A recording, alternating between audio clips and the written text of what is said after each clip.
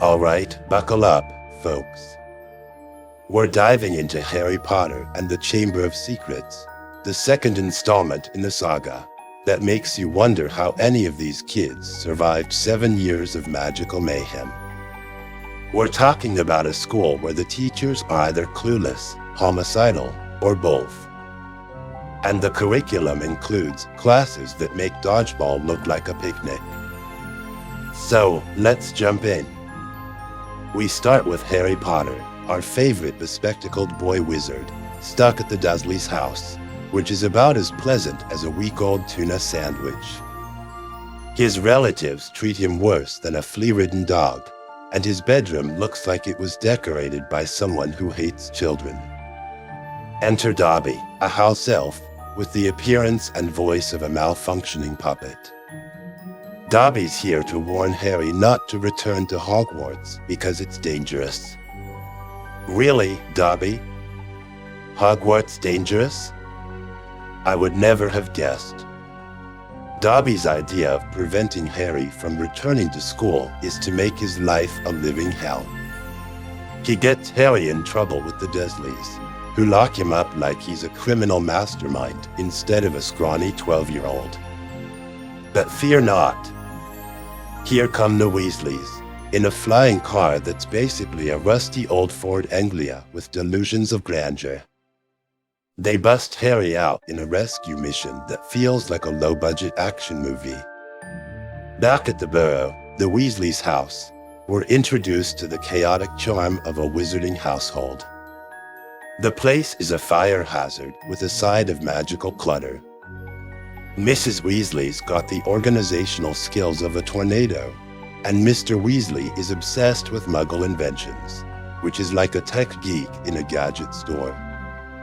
It's all endearing, if you ignore the constant risk of being blown up or hexed. Harry and the Weasleys head to Diagon Alley for school supplies, where they run into Gilderoy Lockhart, the new defense against the dark arts teacher. Lockhart is like a magical version of a used car salesman, full of hot air and self-promotion. He's published more books than he's read, all about his alleged heroic exploits, which are about as believable as a snowstorm in July. Fast forward to Hogwarts. Harry and Ron miss the train and decide to fly the magical death trap. Sorry, the car. To school. They crash into the Whomping Willow, a tree with anger management issues, and barely escape being expelled on day one. They're greeted by Snape, who's more irritated than usual, which is saying something since his default setting is perpetually annoyed. Classes resume, and we're treated to the delights of Lockhart's teaching methods, which are about as effective as using a sieve to carry water. He's a fraud, but everyone's too polite to say it out loud. Meanwhile, Harry starts hearing creepy voices, which is always a good sign, right?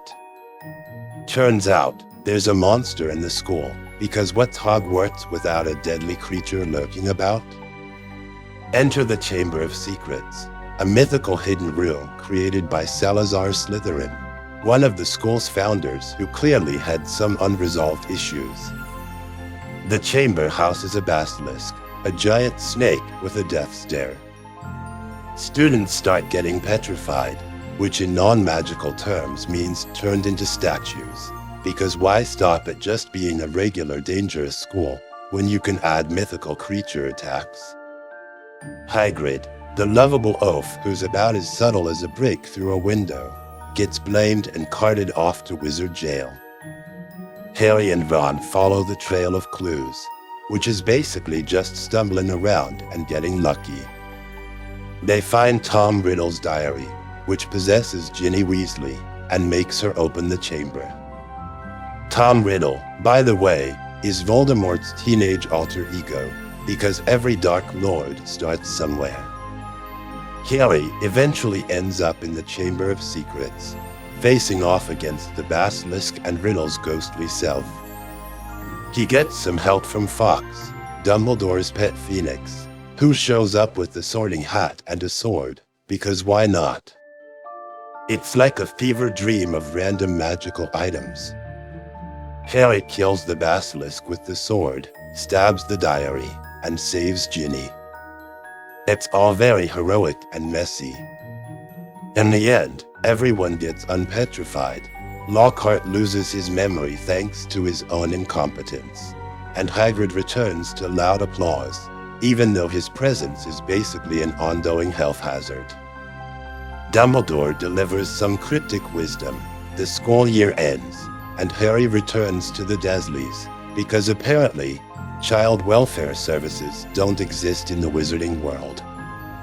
And there you have it, Harry Potter and the Chamber of Secrets.